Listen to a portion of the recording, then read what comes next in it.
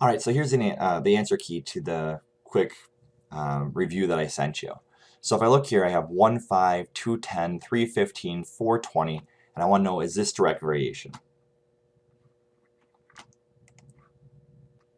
And if I look here, again, this is my x term, and this is my y term, and slope is the change in y over change in x, right? So I'm going to go through here and just look, and this is going up by 5, this is going by 5, this is by 5, this over here is by 1, by 1, by 1. Again, there's two criteria to be direct variation. One is that I have my constant, right, or my slope. So in this case, it is always going to be 5 over 1 because it's the change in y over the change in x. So that part is checked. The next part is that I have 0, 0, or that it goes through the point of origin. So I can do this a couple of ways. Number one, I can just go backwards to 0. And if this goes back, it goes by 5. This is going back by 5. It would be 0 as well. So this would be plus 0. So that's one way to do it.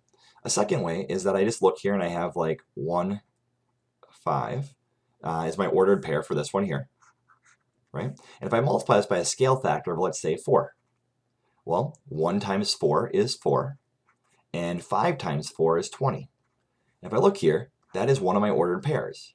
Therefore, it is direct variation. So that's another way to prove it. There's two ways. All right, so my second one, I have this written out like this here. And I'm going to go through. And I mean, the very first test before I do anything, right, is I could just go through and put my ordered pair of 112. And I could then multiply by a scale factor, let's say 3. So I'll say times 3. And 1 times 3 is 3. And 12 times 3 is 36. Well, just looking here, 3 equals 20, not 36. This is not proportional. It does not work. That's a really quick way to do it, just so you know. Another way you could go is I can go through and I could do like 12 to 16 is 4, 20 to 6 or 16 to 20 is 4. This is 4. So these are all proportional, aren't they? Looks really good. The problem is that if I go back by 4 here, and I go back by 1 here, I'm going to be at 0, and I'll be at 8. So I don't go through 0, 0. I go through 0, 8. And my equation is y equals 4 over 1x plus 8. And that is not direct variation because I have this starting point. All right, so my next one is y plus 5x equals negative 3. Now I want to get y equals, and then the 5x on the other side. So I have to subtract 5x minus 5x over here. And I'll have y equals negative 5x minus 3. Now just looking at this, I do have a constant slope. That's perfect. But I have a starting point. That starting point means it does not work. If it was 0, it would be totally awesome. Next one is, the next one is x plus y equals 0. Again, I want to have y equals, so I have to subtract x, and I'll have y equals negative x plus 0. I have my constant slope, and I start at 0. This absolutely works. It is direct variation. And I can prove it by going through and just plugging numbers in. So I'm going to plug in my, let's say 1. And if I plug in a 1, that'll be a negative 1, right?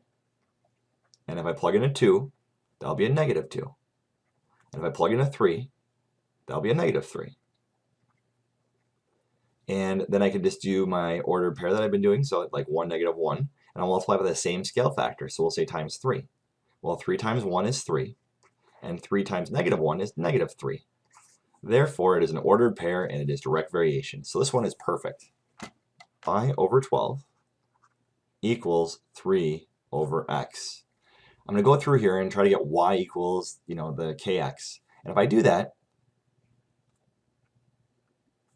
I'm going to multiply this side here by 12, and this side by 12 over 1. And I will get my y equals, and this is going to be 36 over x. Now I have the plus 0. That's perfect. But the thing that's not constant is this slope. Check it out. When I do my ordered pair, I do x and y. And if I plug in a 0, so 36 divided by 0, if you try doing that, it will give you an undefined. It'll say not possible. So this doesn't have anything, unfortunately. If I plug in a 1, 36 divided by 1 is 36. 36 divided by 2 would be 18. 36 divided by 3 is going to be 12. And if I just take this ordered pair, 136, right? And I multiply it by a scale factor of, let's say, 3, so times 3. 3 times 1 is 3. And 36 times 3 is like 108 or something like that. Well, that's not what I got here. I got 312. So this is not direct variation. It does not work.